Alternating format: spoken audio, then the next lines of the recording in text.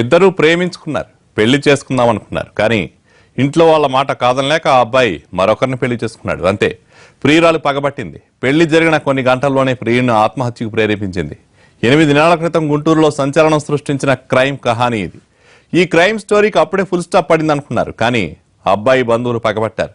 ప్రియురాలి సోదరుని కిరాతకంగా హత్య చేశారు.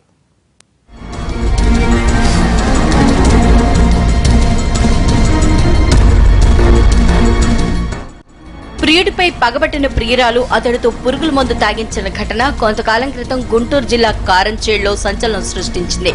ఇప్పుడు ఆ ప్రియురాలి సోదరుడు చిట్టేటి శ్రీనివాసరావు దారుణ హత్యకు గురయ్యాడు. ప్రియుడి బంధువులే ఈ హత్య చేశారని తేలింది. గుంటూరు జిల్లా కారంచేడు పరిధిలోని ఈపూరు గ్రామానికి చెందిన శ్రీనివాసరావు సోదరి గతంలో అదే గ్రామానికి చెందిన వెంకటేష్ ను ప్రేమించింది. అయితే వెంకటేష్ పెద్దలు కుదిర్చిన సంబంధం చేసుకోవాల్సి వచ్చింది.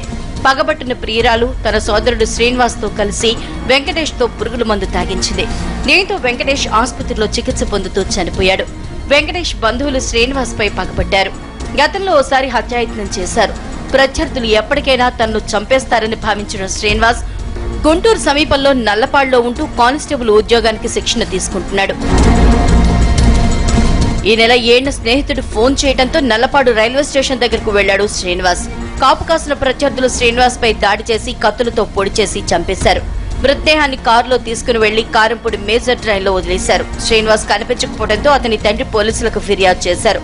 మిస్సింగ్ కేసు నమోదు చేసిన పోలీసులు కాల్ డేటా ఆధారంగా విచారణ జరిపారు.